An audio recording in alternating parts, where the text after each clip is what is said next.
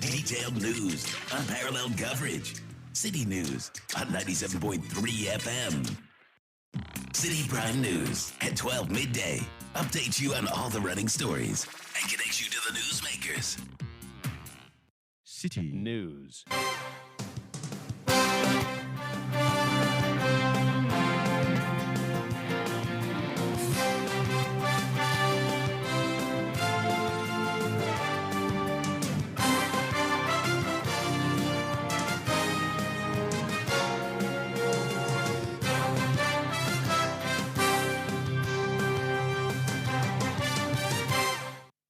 Hello, it's midday. Good afternoon and welcome to the Citi Prime News live from our studios at number 11, Dr. Morton Loop in Adabraka, Accra.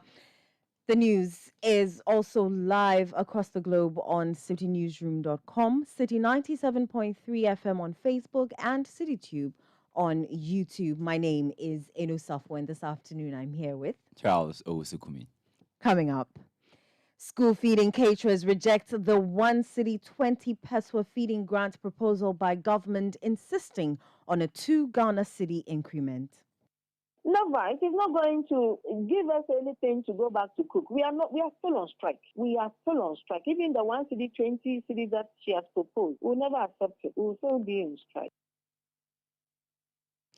Also coming up, government's delay in providing life jackets for school children at Fana after the death of 9 children pushes ActionAid, a non-governmental organization, to donate over 50 life jackets to the community. Also coming up, 2 years after residents blocked the Amrahia Ayimensa Road in a demonstration to demand its rehabilitation, the road has deteriorated even more.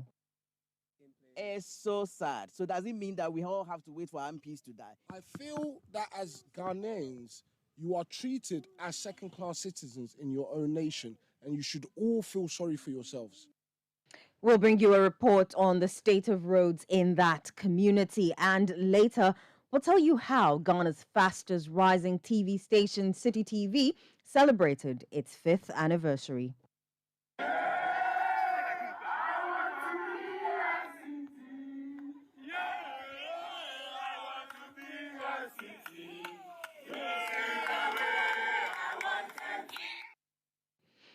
All that and more on the Citi Prime News, which is live on our partner stations in the Western region. We're on Premier 100.5 FM in Takoradi and Beach 105.5 FM, also in Takoradi. In the Bono region, we're on Greener FM 95.9 in Sunyang. In the Ashanti region, Orange 107.9 FM in Kumasi. In the Volta region, we're on Global 105.1 FM in Ho. 107.7 FM on Adanu Radio in Adakluwaya. Northern region, we're on Diamond 93.7 FM in Tamale. In the Upper West, we're on Westlink 88.1 FM in Laura. In the Upper East, we're on Source 100.1 FM in Boko. And if you're in Nangpanduri, you're listening to us on Scarp 101.3 FM. Citi Prime News at 12 midday. Updates you on all the running stories and connects you to the newsmakers. Many thanks for joining us for this bulletin. Let's start with the school feeding caterers who say they will not return to work until all arrears owed them are paid by the government. The Minister of Gender, Children and Social Protection, Laraba Zuwaira Abudu, at a Meet the Press series yesterday, announced the government will pay the 3rd term arrears by next week. The minister further announced a proposed increment in the feeding grant from the current 97 pesos per child to 1 cedi 20 Ghana cedis. Here's the Minister, Laraba Zuwaira Abudu, at the presser yesterday. The cost per meal, per child, per day has been proposed as 1 cedi 20 pesos as we stand now. And we are still in talks with the Ministry of Finance to see how best, if it can be reviewed, we will let you know. I want to give the assurance here that next week, caterers' arrears will be paid. We have done all the validation, we have done the auditing, and I want to ensure that the auditing and due diligence is done. And it takes time because you could see that the numbers are very voluminous, in thousands. So you need time for the auditors to go through and make sure that every caterer who has cooked have been captured and will be paid. So this one takes time, and they have to bear with us when their monies are not coming in good time. Certainly, we will pay them, and next week we are paying. The third-term payment for caterers for 2026 academic year, I want to emphasize on the third-term payment of caterers for the 2022 academic year. 11,052 caterers files have been cleared for payments. 11,052 caterers files have been cleared for payment. You heard the Minister of Gender, Children and Social Protection, Laraba Zuwaira Abudu. Reacting to the latest development, the Secretary for the School Feeding Caterers Association, Dorothy Ofori-Sapong, tells City News the association will only return to the kitchen if government pays all their outstanding arrears. And that is the anthem they keep on singing. Next week you will be paid. Next week you will be paid. And so without giving a specific date, we will take it like that, as usual promises. And so it is not going to make us any, or it will not bring any joy into our lives. And so we are still waiting for the right date. Oh, of course, we are still on strike. Never, it is not going to give us anything to go back to cook. We are still on strike. We are still on strike. Even the 1 cedi 20 cedis that she has proposed, we'll never accept it. We will still be in strike. It was 97 pesos, and now she is saying that they have sent 1 cedi 20 pesos as proposal to be given approval before it can be authentic. And so now it is just a proposed thing that she's mentioning to us. Even if it is approved, we can't use it. Yeah, we are looking for 2 cedis, just 2 cedis to manage with. You heard the Secretary for the School Feeding Caterers Association, Dorothy Ofori-Sapong. Now, the committee set up to investigate the drowning of 9 children at Fana is expected to complete its final report this week. The committee was mandated to establish the suitability of habitation of the island and make recommendations for interventions that would make life comfortable on the island. The committee is expected to present its final report to the Greater Accra Regional Minister Henry Kote for onward action. Speaking to City News, after a non-governmental organization, Action Aid, presented some life jackets to the Assembly, the Municipal Chief Executive for Wejagbawe, Patrick Kumo, indicated that the report would be made public by Wednesday. I want to go into details as to what the committee has done. That will be preempting what the regional minister will be communicating to the public. They were given 2 weeks to go into the community to get the reports out. And per what I received today, they are supposed to wrap up by Monday next week. Then, of course, latest by Wednesday, I believe a meeting or a press briefing will be given by the regional minister as to the content of the report and then the way forward for the people of the Fana and the Riabman area. We would like to thank Action Aid for this kind gesture. I believe the donation has come in timely, in as much as the regional minister, Honorable Henry Kote, has set up a committee to really do an in-depth report as to what's really transpired and the way forward. I believe their donation has also come in timely.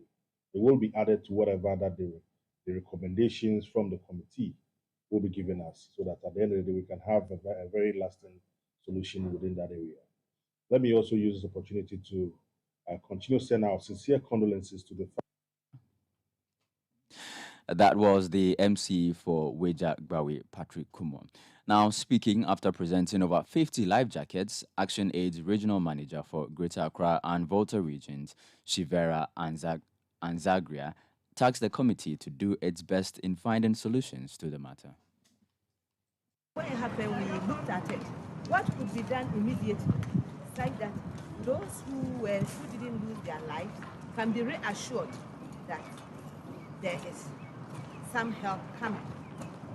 We reflected and we felt, well, we should immediately find some reassurance in providing some life jackets to them to assure them that we care as a state. We care about them. It's not that they are left to their own fate, but that there's help coming. So in the meantime, they can have access to their schools whilst we reflect together as a nation to ensure that we have a permanent solution to these kinds of disasters that are avoidable. I must say that these boat accidents are becoming one too much. Just this week again, we heard that there was another boat accident. A teacher was involved. This year we've lost several children and teachers. We should not be losing precious life. For actually, we are thinking that we should have a national dialogue about island schools and look for permanent solutions to ensuring that education is accessible to children and also reduce the hazards of teachers losing their lives because they want to provide education to our children, who by all means are the future of this nation. Shivera Anzagria is Action Aid's regional manager for Greater Accra and Volta regions. She was speaking after Action Aid donated some life jackets to the Wija Bawe Assembly for onward distribution to the people of Fana. The Member of Parliament for New Jabing South, Michael Kofi Ocherbefi, has dispelled claims that the return to work by contractors who abandoned construction works on the Koforidua town roads is to prevent a planned demonstration by the Koforidua Advocacy Group. Following a series of City News reports on the deplorable state of roads in the Eastern Regional Capital, Koforidua, and the subsequent announcement by the pressure group to embark on a demonstration on June 8th, 2 contractors have been deployed to work on roads in both the New Jabing North and South constituencies. But addressing the media on the ongoing road construction project, the MP, who is also Deputy Minister for Trade, said the 2 contractors will undertake a 50-kilometer asphalt overlay of roads in both constituencies. No pressure group put pressure on us. We had a plan already. We had already awarded all these contracts, especially the Central Business District and other ancillary and auxiliary road contractors. And we had a plan. The plan is still in force. So the government appointed Mariposa Enterprise to be the main contractor for the Koforidua South part or bits of the project. And they are undertaking a project almost about 35 kilometers of roads. That's the construction they are undertaking now. And these roads will include Dinswan Road, Osabini Road, Prisons Road, Ministry Road, Old Estate Main Road, Marshall's Lodge, Stadium Link 2, P. Foster to Roman Junction Hospital. Michael Kofi Ocherbefi, who took a swipe at the Pressure Advocacy Group, claiming they are card-bearing members of the opposition National Democratic Congress, called on residents to disregard their claims and remain calm because all ancillary roads in other areas will be touched. These roads are going to be undertaken, and the assurance to the general public is that the contractor is not going to leave site. The project will be in force or continue till they end the project before they will leave site. So the good news is that we have a plan as a government, and that's exactly what we're executing. Nobody has put pressure on us. In any case, those people who led that demonstration or that's whatever demonstration or a group, were purely NDC people, or purely NDC people. We all know them in this municipality. They are people who are card-bearing members of the NDC. And they were just doing that to score political points. And it was a cheap political point because during their tenure as NDC, the Koforidua Road was constructed. You heard MP for New Jabing South, Michael Kofi Ocherbefi.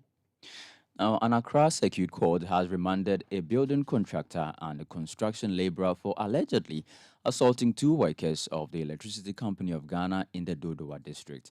The 42-year-old building contractor Shadrach Ajete Moni and the 24-year-old laborer Ezekiel Anyate allegedly attacked the ECG officials who were disconnecting customers in the area as part of official duties.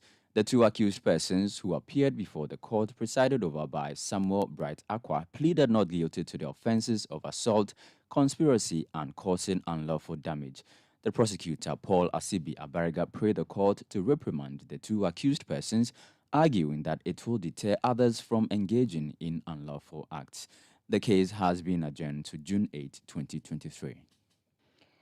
Still on crime, personnel from the Criminal Investigations Department of the Ghana Police Service have picked up two friends of a barber who allegedly murdered his girlfriend at Achiminsutem near Bonso Junction in the eastern region. Michael Osei, popularly known as Emeka, on Thursday stabbed his 18-year-old girlfriend, Abigail Asari, who had come to visit him during school break. According to City News sources, the friends were picked up by the police yesterday, June 4, to help assist them with their investigations. The Chibi Divisional Police Command has vowed not to leave any stone unturned in bringing the suspect to book. In some other news, the National Petroleum Authority says it will only restore the licenses of the 4 oil marketing companies which have been shut down for failing to meet the requirements of the authority. This comes after the Western Regional Office of the authority, in collaboration with some security agencies, revoked the licenses of the stations. Speaking to City News, the Western Regional Director of the authority, Sandra Edu, says it is keen on ensuring that the OMCs operate without defying their regulations. During our main inspection exercise, which was conducted during the first and second quarter, we locked 4 retail outlets for failing to meet our minimum requirement. So we locked the outlets with our seals, with the authority seals. So as I speak it now, the outlets are locked. And then what we do is when we get to the office, we make sure we deactivate those outlets on our portal so that they cannot take products to those stations because they are locked. The next action is there, or they have to write the OMC, the outlet that we locked, they are sponsoring OMC, they have to write to us that they have addressed the shortcomings that we identified at the station. So when they write to us, we go back to the stations and then we go and verify whether the shortcomings have been rectified. And then when we go and then we realize they have rectified the shortcomings, we come back and then we redo our reports. And then what we do is we open the outlets. Indeed, if we check and then they've rectified their shortcomings, we open the outlets and also we reactivate the outlets on the portal so that they can load products, they can take products to the station. You heard the Western Regional Director of the National Petroleum Authority, Sandra Edu. The Minister for Lands and Natural Resources, Samuel Abdullahi Janapo, has led a government delegation to Obuasi to meet various stakeholders to find ways of addressing issues of illegal mining in the area. The minister's visit comes barely a week after some illegal miners in the area invaded AngloGold Ashanti Obuasi Mines concession and got trapped in the mine shaft. 79 illegal miners who used the exit were subsequently arrested. 16 others who also attempted to invade AngloGold's concession were also arrested. The Minister for Lands and Natural Resources, as part of efforts to better appreciate the issues, held closed-door meetings with the Obuasi Municipal Assembly and Obuasi East District Assembly, and separate meetings with traditional leaders and management of AngloGold Ashanti Obuasi Mines. Let's go over the phone lines and speak to our Bureau Chief for the Middle Belt, Edward Opon Mafo.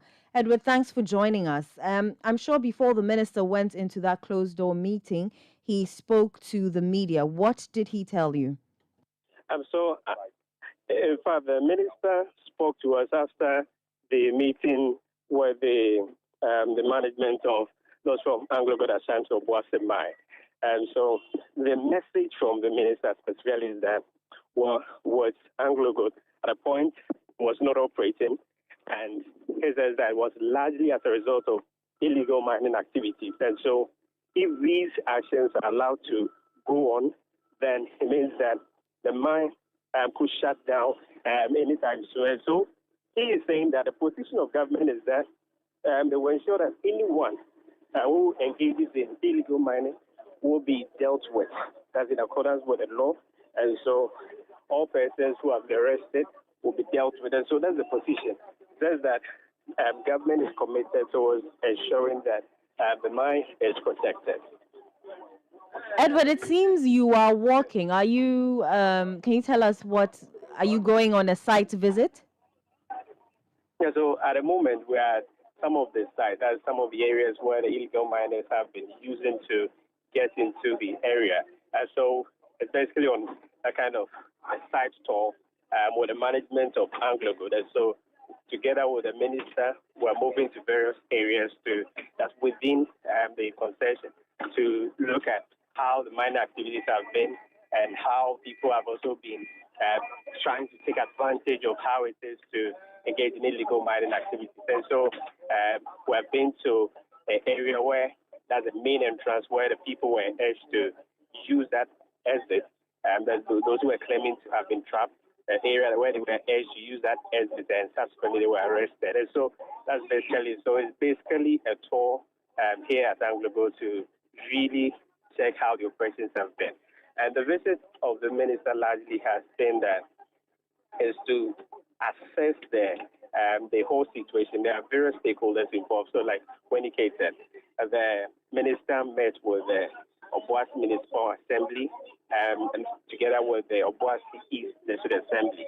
They had that meeting, and after that, they met various traditional leaders within that dancing area. And so these traditional leaders also had some concerns that was a closed-door meeting. But from everything and from what happened and when the minister came here to Anglo, what he's telling us is that from the understanding that he has gotten so far and based on government's position, they are not going to allow people to feel entitled and just say they're going to engage in illegal mining. He says that, well, unemployment issues may be up and people may be complaining about unemployment, but it does not give people a chance to say that because of that, they are going to invade the concession to disrupt the activities of Anglo Ashanti or Obuasi Mine. So it says that government will do whatever it has to do to ensure that the mine is protected. And so from here, the minister will be meeting members of the mining community within Obuasi to also get some of their concerns. And so once we leave here, that's where the minister will be meeting them to talk to them on various issues. They raise their concerns. And he says that he's actually going to put this message to them to not take advantage of the fact that there are unemployment issues. And so they will engage in illegal mining and feel that they're entitled in a way. All right, Edward, you mentioned unemployment. Paint a picture of Obuasi, the town, for us. Well, this area is very big, and most of the people that used to engage in mining activities previously, but now it doesn't look like that. And some of the people that we have been engaging make the point that the indigents normally are not allowed to work here, although this is something which the management of Anglo Ashanti in that they have been making conscious efforts to ensure that indigents are also employed. But largely, residents here say that they have not been given that opportunity to work here, and their farmlands, they are unable to even use the farmlands, and so there isn't anything for them, and they feel that since this is a very big mining company, there should have been some kind of quota for them. And so they also claim that they don't have other opportunities, and is that some areas have been abandoned and Anglo is no more used, and that's according to them. And so they feel that there can be some kind of a middle where they're giving you the chance to operate in some of these areas. But if you look at the situation, even from a recent demonstration that the people held here, the issue has to do with the fact that it's saying if you look at the mining activities that they are no more allowed to engage in, and also forms of illegal mining have also not been allowed, and the kind of community mining initiatives here, I think they don't get a lot of people to be part of them, and so they feel that this whole mining issue has to be re-engineered in such a way that they will be directly involved and their unemployment situation will be reduced. Thank you very much for that, Edward Opoma, for is our bureau chief of the Middle Belt. You're still listening to the Citi Prime News live on 97.3 Citi FM. Still to come, former Power Minister Dr. Kwabena Donkor responds to World Bank country rep who accused the Mahama-led government of contributing to the current economic difficulties. Stay with us. Citi Prime News at 12 midday updates you on all the running stories and connects you to the newsmakers. If you're a whiz kid that collects straight A's in your sleep, a brainy brains that aces quizzes without even trying, or a clever clogs that knows just about everything, then there's one more battle you have to win. The Literacy Challenge. The nationwide search for the best junior high student is on. Think it could be you going home with 10,000 Ghana cedis and a glitzy trophy? Then, in not less than 600 words, write a story that ends with the following statement. The happiest people do not have the best of everything. They make the best of everything they have. Stories should be written in your own handwriting with the deadline of Saturday, the 15th of July, 2023 in mind. Submissions must include an endorsement by a parent or guardian and their full contact details. And once you're done, shoot off your entries to the front desk of Citi TV or Citi FM. Or you can send entries to PO Box GP 14123 Accra Central. For more inquiries, call 0558 973 973. The Literacy Challenge 2023 is powered by Citi TV, supported by Citi FM, and is sponsored by the Ghana National Gas Company and Ribby Crunchy Biscuits by M4 Foods. Citi Prime News at 12 midday updates you on all the running stories and connects you to the newsmakers. You're welcome back. Let's do some more stories. A former Minister of Power, Dr. Kwabena Donkor, says the deteriorating exchange rate is the major contributing factor to the huge debt crippling the energy sector.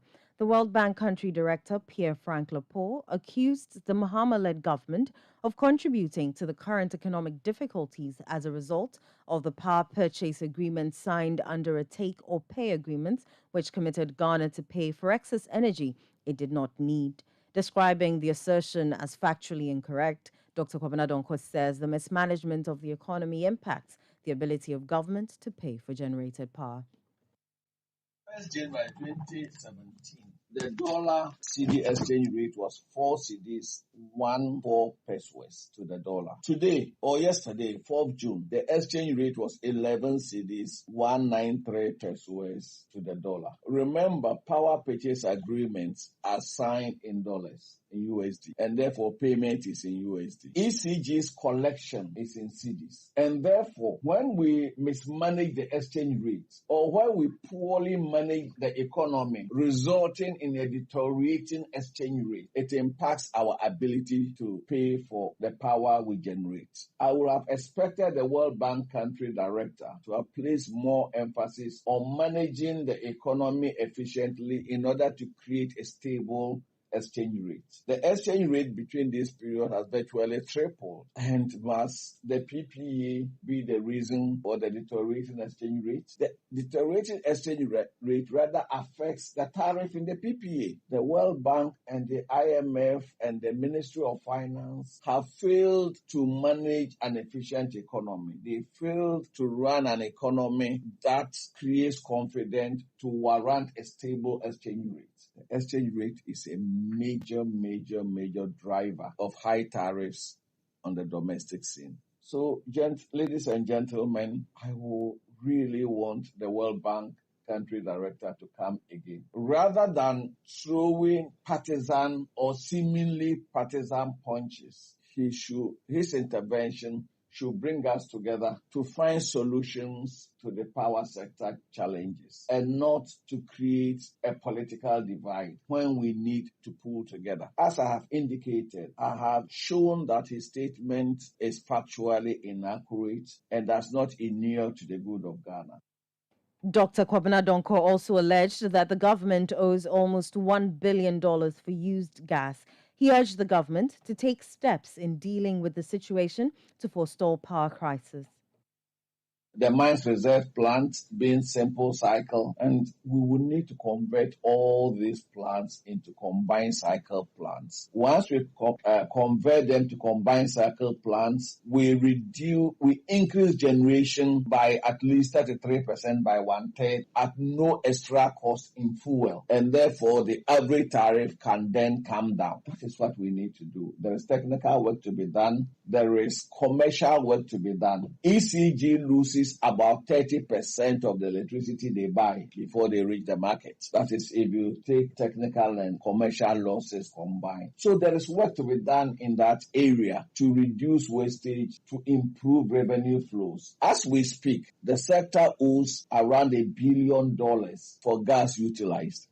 Gas we have used that we have not paid for. The difference today compared to 2014, 2015 is that we owe ourselves. VRA owes GMPC, VRA owes Ghana Gas owes GMPC, the thermal plants owe VRA, Sono Asogle, and the rest who are supplied by VRA owe VRA. They owe VRA because ECG owes all of them, and NETCO owes and owe all of them because they are unable to recover the monies they should be recovering from customers.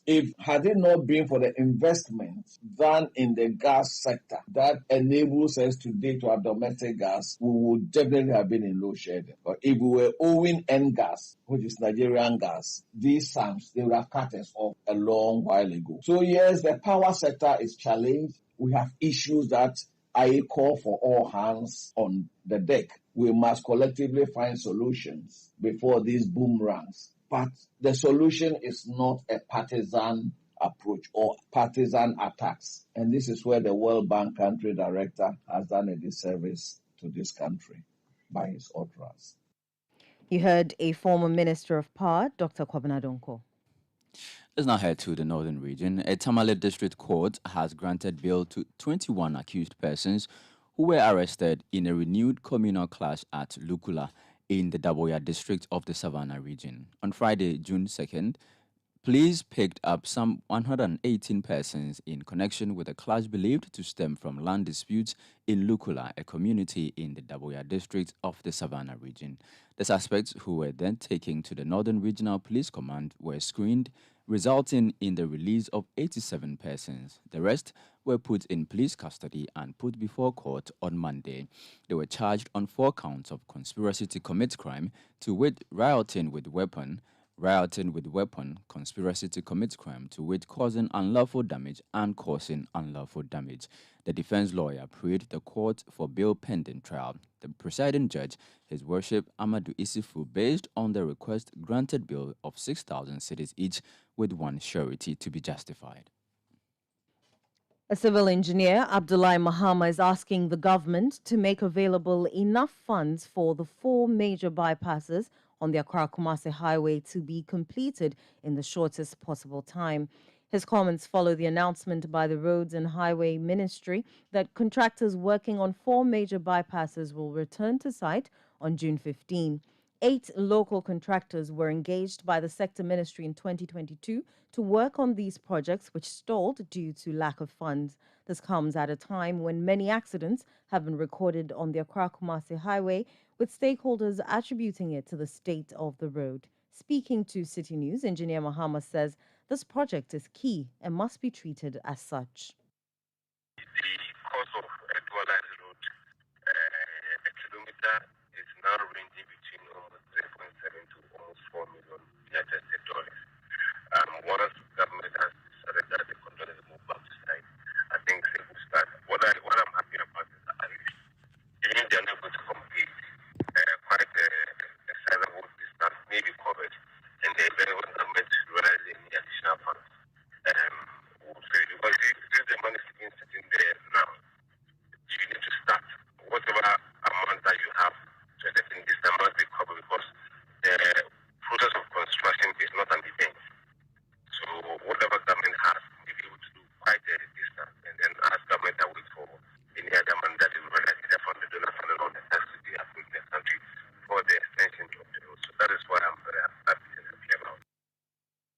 We apologize for the quality of the sound, but you heard civil engineer Mahama. Now, the Veterinary Directorate of the Upper East Region is set to commence a mass vaccination of all animals in the Basi and Sapalega communities in the Binduri and Boku West districts following an outbreak of suspected anthrax. The suspected anthrax outbreak has killed one person and infected 12 others. Speaking to Citi News during an emergency health meeting in Bogatanga, Upper East Regional Data Officer of the Veterinary Service, Robert Bayo, said his outfit will commence mass vaccination of animals in the affected communities to avert a further spread of the disease. Data from the Ghana Health Services, about 13 people have been infected. One dead, one on admission at TTH, and 11 in the community currently. And on our side, we just confirmed from some animal samples yesterday. One from that same community, the Bansi, and another one from Sapalega in Boku West District, both confirming anthrax positive. So as of now, we are just preparing to release a press statement. Immediately, our men are going to move into these two districts to start vaccinating all animals within those catchment areas. And then other actions are going to be taken in place to control the disease so that it will not escalate. They should report all dead animals to the veterinary personnel. And they should desist eating dead animals. They should also desist selling dead animals. This has been our challenge. Yesterday, as of 5:30 p.m., they had to trace a carcass up to Boko slaughterhouse. It was luck. The animal just arrived at the slaughterhouse, and the team also arrived and intercepted it and got it buried. Had it not been that timely intervention, that meat would have gone into the community. The general public could have suffered something that they had not intended to. And so we please advise all the general public, if you see an animal dead, even if it is not your own, report. It will save all of us, because you don't know where that animal will end up. It could end up in a restaurant or a chop bar where you will unknowingly go there to eat and you get infected. That was the Upper East Regional Data Officer for the Veterinary Service, Robert Bayu. The Amrahia Mensa Road has deteriorated 2 years after residents blocked it during a demonstration to demand its rehabilitation. The Member of Parliament for the area, Francis Xavier Susu, escaped attempts by the police to arrest him during that protest. But 2 years on, residents say they feel neglected but are concerned about protesting again for fear of police intimidations. There's more in the following report.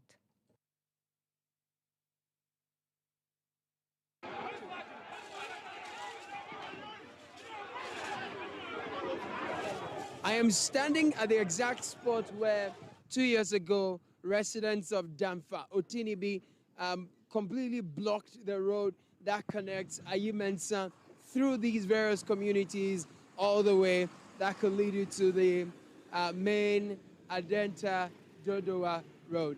I'm back here 2 years on, and the roads have deteriorated further. More tipper tracks trying to convey laterite from the various mountains in the neighborhood from one point to the other.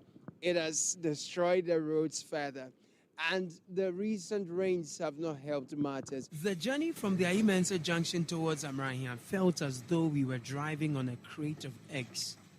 The potholes at every turn made the journey a torturous one. The pain we felt traveling on the road could be felt in the voices of these residents of Damfa and Amrahia. This road has not been paid attention at all. And we, the residents here, are really, really suffering. I change my car tires so often, and it upsets me. We tried to do a demonstration once, and there was a problem. They arrested our MP, and the boys are around. But we went through the right channel. We wrote to the Ghana police and told them that we're going to have a demonstration on this road. Come on, look at this. They have rather put fear in the people. So nobody wants to come out now because everybody's scared to come out and say, oh, I want to go in for demonstration. I need the government to hear from me. But nobody wants to come out because everybody's scared that the police is going to arrest me. If my husband tells me that he wants to go for demonstration, I'll ask him to stay back because I don't want him to be arrested. How do you feel when you hear about road developments quickly taking shape in areas that by-elections are taking place? It's so sad. So does it mean that we all have to wait for MPs to die? I feel that as Ghanaians, you are treated as second-class citizens in your own nation, and you should all feel sorry for yourselves. The fact that all of you are not together in your anger is what saddens me. Because at the end of the day, you will allow a few people to prosper whilst the most of you suffer. I feel sorry for everyone. You should all be praying for them to drop. Unless they are looking to serve the people, then what are they doing in power? Power can be abused. It should only be held by those who can wield it. If these people are incompetent and they cannot wield the power, then release the power from them and hand it to someone who can hold it. You can hear how the track is having a very bumpy ride on the stretch. This is what the residents are complaining about. It really destroys the roads. It causes a lot of dust in the neighborhood, and when it rains, it's a mess. Fofo anonya adegbo. Mabanare, namya adnofukpama no lima, I vote, I don't register. The only benefit we get from the stress of voting is to have good roads, but the government is cheating us. Enye kwano ene di escane bebre of organization. Na kwana se minu akra na muso na se minu akowu a na me of organization ni mi se meka se kwane yenti no. We are not cashing in on the terrible state of the road as vulcanizers. This road can lead to fatalities. It unduly increases travel time. It is even better now because it hasn't rained in a while. As we journeyed on, we hoped for a better quality of road, but what we met at Otinibi was not any different from where we had earlier been. So we are finally at Otinibi. We've come from Damfa. We've done Adokwema and we've got into Otinibi. Hello, sir. What's your name? My name is Confused. Good. Tell me the journey from Damfa to Otinibi. How is it like? It's bad. It's bad. From Junction to Otinibi Junction, it's good, bad. When you say from home, maybe 2 years, yeah, last year, the entire stretch is deteriorated. One of our youth chiefs bought latrite last year. We contributed as drivers to buy diesel. Our MP also helped us, but the road is now impassable. I wish we could vote every 3 months because we see that roads elsewhere are being worked on because of elections.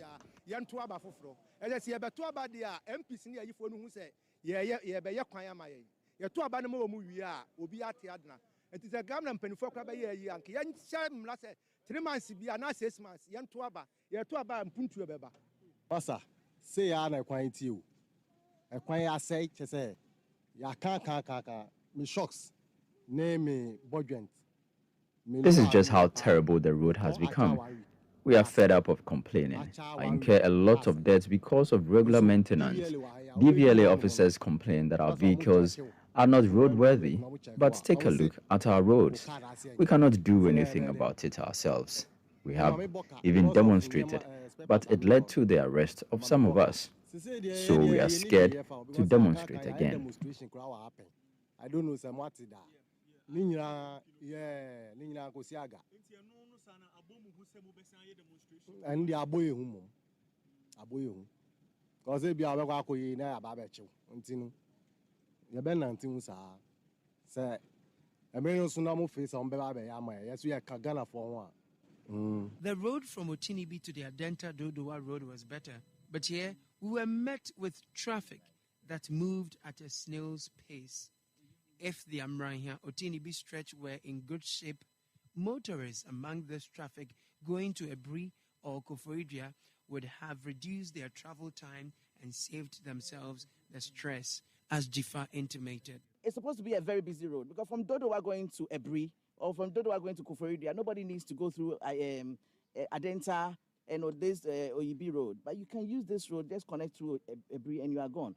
And with this road, we the residents here, when they put in toll booths, it means that we are supposed to pay toll anytime we go out of our own residence. And this is a problem to us. I see it as a really big problem. And when there's time for elections, you see everybody running here, putting gravels on the road. And it's so bad. For answers to the concerns of the residents 2 years after that protest, we visited the Lankwantanan Municipal Assembly to engage the relevant authorities. Unfortunately, we were not lucky to meet any of the authorities, and all attempts to reach them via phone proved futile. An unhappy MP, Francis Osu Xavier, blames the poor state of roads in Medina on what he calls a deliberate attempt to starve the constituency of development for political gain. At my very limited level, since I came to power, the first investment I did in roads was the use of my MP's, I'll call rent allowance, which was around 90,000 at the time. And the first 90,000 I took was road grading and all the part of what we call the, at the back of Tayman, there is a Bogartown, Tayman Bogartown areas. That was the first thing I did when I came. I graded those places. And in fact, when it comes to Adenta West, now, it comes to Kataban Electoral area. Now, most of those roads are being done. But when I came, they were all completely destroyed. I graded those areas. Last year, when government failed to respond to our demonstration, the whole of the Damfa, Mensa, and that stretch, we graded that place. And I used part of my social infrastructure fund with the support of the community. We had over 90 trips of sand on that road to grade that area. How sustainable is that? What's the story of that demonstration 2 years on? Well, 2 years on, I almost went to prison because of leading my people to ask for legitimate demands. 2 years down the line, there were several media propaganda about what we did. People turned stories upside down, even when it was a very lawful demonstration. There were people who were trying to create the impression that Medina MP is lawless, when I was only fighting for my people. 2 years down the line, what has government done? They've simply turned deaf ears. They have ignored. I was in court, confined to court, as a common criminal until just a few weeks ago when the court discharged me of the charges they brought against me. So it is not for want of fighting. It is not for want of lobbying. It's not for want of asking for our fair share of development. But I think that it is just either an act of deliberate attempt to either undermine my work as a member of parliament or a deliberate attempt for the government to ignore Medina or to suffocate Medina such that it probably may give them a better alternative or better opportunity at the seat next time. But we can assure them that we are relentless. We will keep fighting using the parliamentary tools, whatever social tools that we can use to demand for our fair share of the national cake, we will continue to do. And we will do that until, we get our fair share of development. Francis Osu Xavier, Medina MP, coming to you from Medina, reporting on the state of roads and developments. My name is Caleb Kuda. Caleb Kuda and Fauzu Masawudu filed that report, but you're still listening to the Citi Prime News live on 97.3 Citi FM. Still ahead, we'll tell you how Ghana's fastest rising TV station, Citi TV, celebrated its 5th anniversary. Don't go away.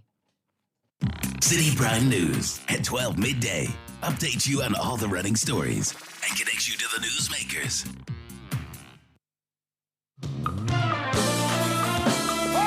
Are you ready? Put on your dancing shoes and join Reverend PJ Marquis Praise on the 6th Floor with a live recording of his second album titled Toda. Ministering alongside will be Pastor Edwin Atodatsin, Pastor Isaiah Fosukwachi Jr., Perez Music, Joyful Way Incorporated, and Monarchs Praise. Venue, National Theatre.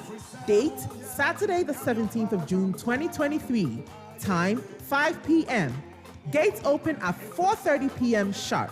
Rate, absolutely free. Anticipate a powerful time in God's presence. Don't miss for any reason. Be there.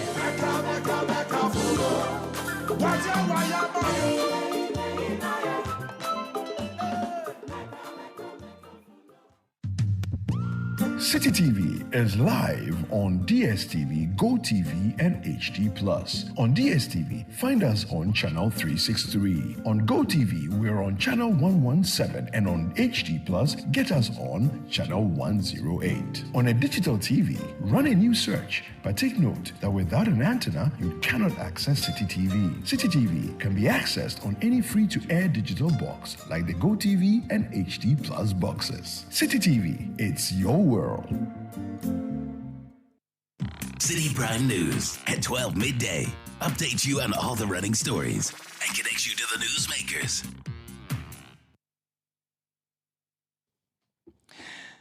You're welcome back. One of Ghana's fastest growing television stations, Citi TV, is 5 years old. The Accra-based station started operations on June 4, 2018 and has for the past 5 years given viewers locally produced world-class content.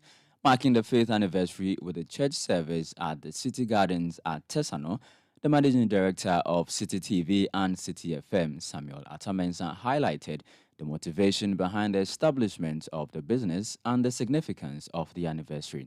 There's more in this report by Citi News' Inosafo.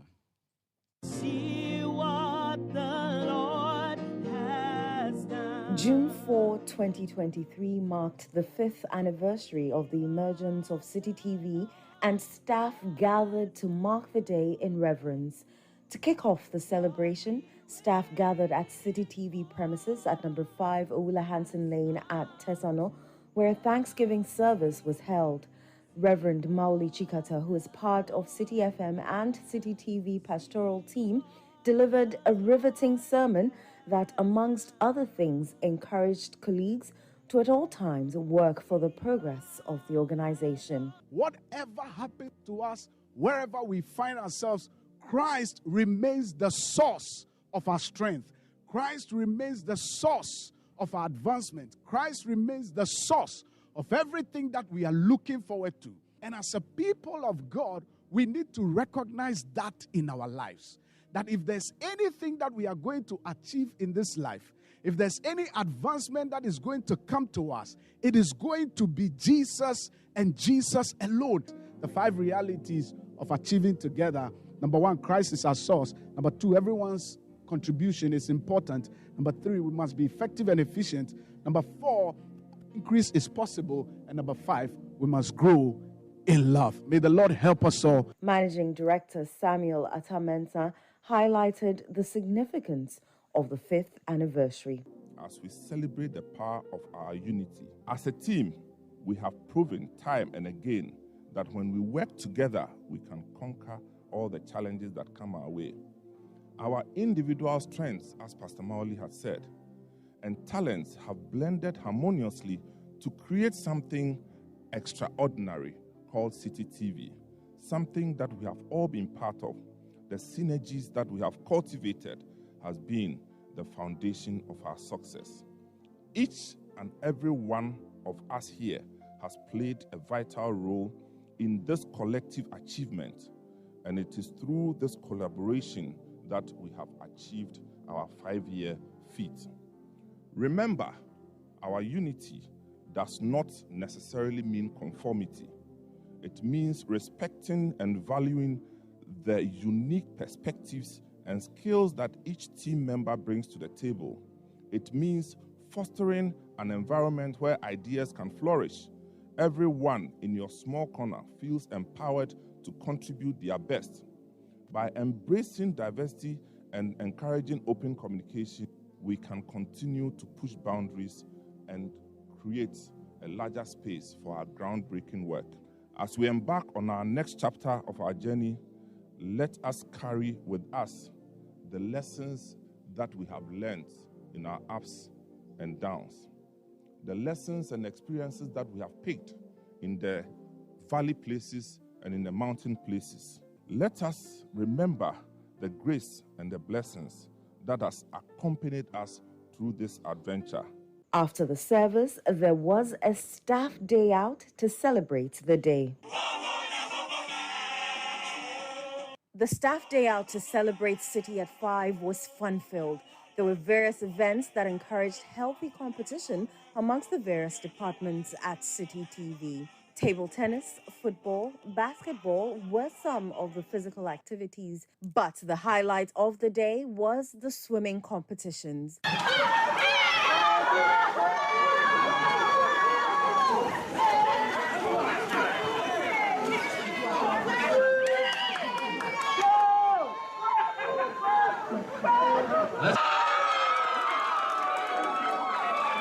The battle for supremacy was intense in the pool. Even managing director for City TV, Samuel Atamensa, joined in on the action.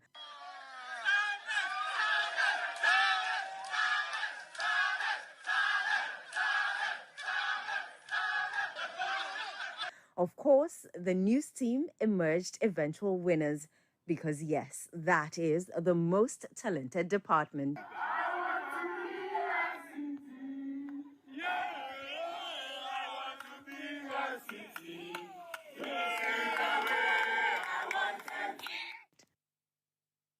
Charles, you're still singing. How was yesterday? Most fun I've had in a long I time. know, I know. The Platinum Bay is in a beautiful space, beautiful hotel, so many games. Which did you partake in? I did not see you in the pool. Well, I was very far away from the pool, but I was playing table tennis, soccer. You know me. I Actually, I was think giving them a lot of Kweku work. told me that you have some moves, like you're a very good soccer player. I'm one of the best around. Really? So the news team won the soccer game. Oh, wow. Yes. I think the newsroom carried the day, actually. Yes, so the news- soccer and it swimming. has to be the newsroom. We're the biggest department in the company. Right, We you have know. the most talent. Exactly. I mean, we can't be beaten at anything. No, I mean, not at especially all. when it I comes totally to agree physical with activities. you. I So, yeah. totally agree with you. Yeah, and the table tennis was fun also. Uh-huh. I mean, you guys Yeah, did a lot of the work swim. in the pool. Yes, we Yeah, swimming. you, We did a lot of work Kweku. in the pool, and Fred Duho. Yeah, Yes, I mean, the winning it was a lot team. of fun yesterday. I mean, We had an amazing time. Lots to eat, lots to drink. and the Jama Jama session. led by OJ. OJ should be leading praise and worship I'm at telling you, church. if he does that, you will not be able to leave church. You can't even sit down. It was a lot of fun. All right, let's continue with the news. The Electoral Commission has debunked allegations of collaborating with the New Patriotic Party to illegally insert the name of an unqualified NPP parliamentary candidate into the Asin North voters register. The National Communications Officer of the NDC, Sami Jamfi, in a statement, accused the EC and the NPP of plotting to transfer the vote of one Charles Opoku to the Asin North constituency to enable him contest in the upcoming by-election. However, the Electoral Commission, in a statement, described the allegations as untrue, explaining that it had not received any such request from the NPP. The statement further added that hailing from a particular constituency is enough qualification, hence there is no need to engage in transfers as is being alleged by the NDC. Meanwhile, the NPP has also, in a statement, denied the allegation, describing it as baseless. The party insists that it is yet to hold parliamentary primaries in the Asin North constituency and therefore does not have a candidate, as is being alleged by the NDC. Charles? The government is expected to begin settling the 5 outstanding coupon payments due members of the Pensioner Bondholders Forum from today. The government pledged to settle the outstanding coupons at a meeting with the pensioner bondholders last Friday. The meeting was a reaction to the resumption of picketing at the Finance Ministry by the Pensioner Bondholders Forum, demanding the payment of the coupons and principals. Meanwhile, government and the pensioner bondholders have agreed a 2-week period for the settlement of 4 outstanding principals. There is also a meeting scheduled for June 8 to discuss interest payments on the principals. And that's how we end today's edition of the Citi Prime News, which has been live from our studio here in Adabraka in Accra. My name is Inusafo, and I was here with Charles Owusukumi. For more news, do log on to our website, citynewsroom.com. Up next is the afternoon's edition of the Citi Business News with Netele Nete. Many thanks for tuning in. Do enjoy your day.